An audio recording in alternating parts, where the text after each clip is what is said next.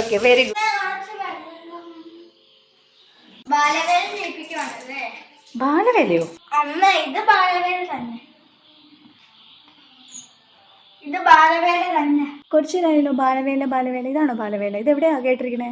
അമ്മ ഇന്ത്യൻ ഭരണഘടനയിൽ പറഞ്ഞിട്ടില്ലേനെ ഇത് കുട്ടികളെ പണി ഏൽപ്പിക്കാൻ പാടില്ല, അത് ബാലവേലയാന്ന്. പിന്നെ ഇന്ന് ജൂൺ 12 ബാലവേല വിരുദ്ധ ദിനം. ഓ, ഓക്കെ ഓക്കെ. അതെ, ഇന്ന് ജൂൺ 12 ബാലവേല വിരുദ്ധ ദിനമാണ്. ഇന്ത്യൻ ഭരണഘടനയിൽ പറഞ്ഞിട്ടുണ്ട് ബാലവേലയെ പറ്റി. ഇന്ന് ജൂൺ 12 ബാലവേല വിരുദ്ധ ദിനമാണ്. ഇന്ത്യൻ ഭരണഘടനയിൽ പറയുന്നുണ്ട് ബാലവേല നിരോധനത്തെ പറ്റിയിട്ട്. ഇത് നമ്മുടെ മൗലികാവകാശങ്ങളിൽ ഒന്നാണ്. ചൂഷണത്തിനെതിരെയുള്ള അവകാശങ്ങളാണ് വരുന്നത്. ആർട്ടിക്കിൾ 24 ആണ്. ഈ ഹസാഡസ് ആയിട്ടുള്ള എൻവയോൺമെൻറ്റിൽ അപകടകരമായിട്ടുള്ള സിറ്റുവേഷൻസിലൊക്കെ കുട്ടികളെ ജോലി ചെയ്യിപ്പിക്കുന്നതാണ് ഈ ബാലവേല എന്ന് പറഞ്ഞത്. ഇതേപോലെ കൊച്ചു കൊച്ചു കാര്യങ്ങൾ ചെയ്യുന്നതിന് കുഴപ്പമൊന്നുമില്ല കേട്ടോ. Article 24 of Indian constitution prohibits the employment of children below 14 years in factories, mines or any other hazardous environment.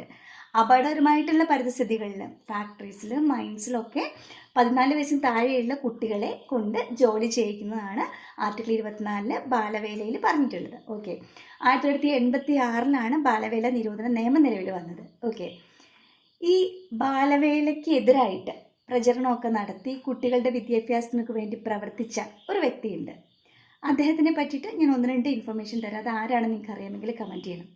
Bachpan Bachao Andolan എന്ന സംഘടനയുടെ സ്ഥാപകനാണ്. മലാല യൂസഫ്സായിക്കൊപ്പം അദ്ദേഹത്തിന് നോബൽ പ്രൈസ് ലഭിച്ചിട്ടുണ്ട്. ഈ റെഡ്മാർക്ക് മുദ്ര എന്ന് പറഞ്ഞൊരു മുദ്രയുണ്ട്. ഈ ബാലവേല ഉപയോഗിക്കാത്ത പ്രോഡക്ട്സിന് കൊടുക്കുന്ന ഒരു മുദ്രയാണ്.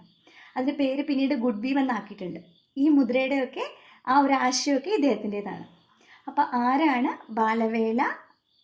ബാലവേലയ്ക്ക് എഗെയിൻസ്റ്റായിട്ട് പ്രവർത്തിച്ചതും കുട്ടികൾക്ക് വേണ്ടിയിട്ട് അവരുടെ സാർവത്രിക വിദ്യാഭ്യാസമൊക്കെ ആയിട്ട് പ്രവർത്തിച്ച ആ നോബൽ പ്രൈസ് വിന്നറായിട്ടുള്ള ഇന്ത്യക്കാർ? ആൻസർ കമൻറ്റ് ചെയ്യുമല്ലോ.